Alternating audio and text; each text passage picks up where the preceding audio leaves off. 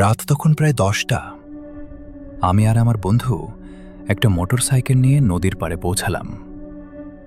চারপাশ একদম জনমানবহীন, শুধু নদীর পানির শব্দ শোনা যাচ্ছিল। মোটরসাইকেলটা রেখে আমরা নদীর পাড় ধরে হাঁটতে শুরু করলাম। কিছুক্ষণ পর হঠাৎ মনে হলো তানিম খুব জোরে চিৎকার করে উঠল।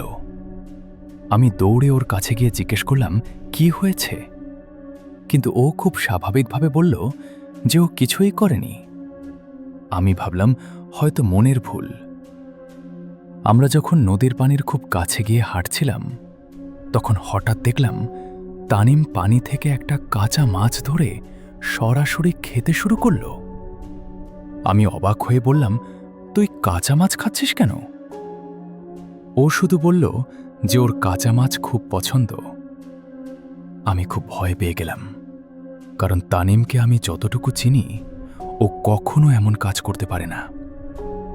আমি ওকে বললাম, চল বাসায় ফিরে যাই।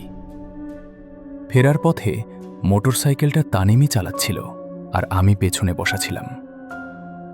মাঝপথে আমি লক্ষ্য করলাম তানিম হ্যান্ডেল ছেড়ে দিয়ে মোটরসাইকেল চালাচ্ছে আর অন্যদিকে তাকিয়ে আছে।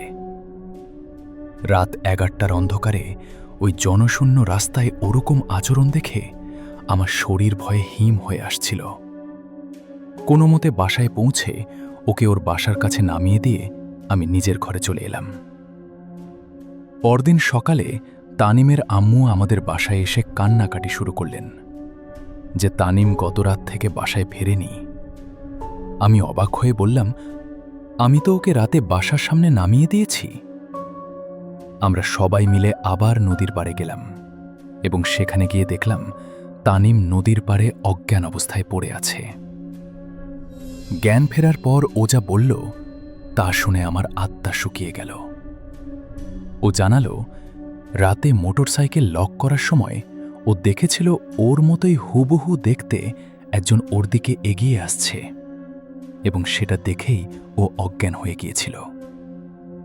তার মানে সারা রাত যে আমার সাথে ছিল, যে কাঁচা মাছ খেয়েছিল আর মোটরসাইকেল চালিয়েছিল, সে আসলে তানিম ছিল না, অন্য কিছু ছিল।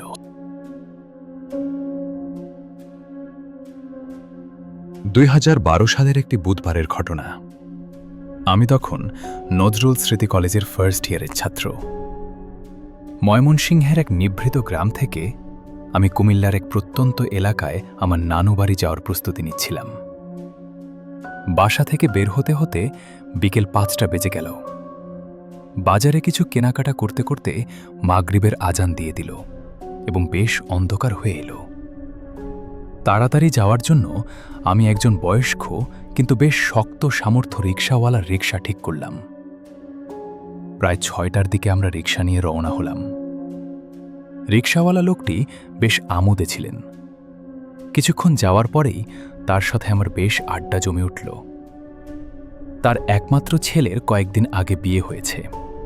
তিনি সেই বিয়ের অনেক মজার মজার গল্প আমাকে শোনাচ্ছিলেন। গল্প শুনতে শুনতে সময়টা বেশ ভালোই কাটছিল, কিন্তু সামনে যে কি অপেক্ষা করছে তা আমার কল্পনাতেও ছিল না। আমরা যখন মূল সড়ক ছেড়ে গ্রামের রাস্তায় প্রবেশ করলাম, চারপাশটা বেশ অন্ধকার হয়ে গেল। রাস্তার দুপাশে কোনো বৈদ্যুতিক আলো ছিল না, শুধু রিকশার টিমটিমে আলো দিয়ে আমরা পথ চলছিলাম। আমি সরাসরি পরবর্তী ঘটনায় যাচ্ছি।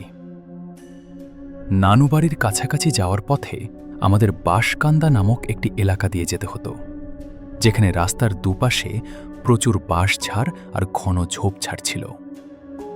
সেখানে পৌঁছাতেই রিকশাওয়ালা হঠাৎ রিকশা থামিয়ে বললেন, তুমি একটু বসো বাবা, আমি ঝোপের আড়াল থেকে আসছি।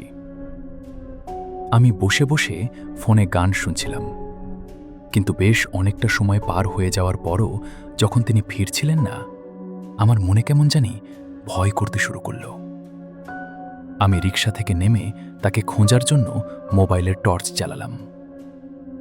চারপাশটা তখন অদ্ভুত রকমের নিস্তব্ধ ছিল, শুধু মাঝে মাঝে বাঁশপাতার খসখস শব্দ কানে আসছিল।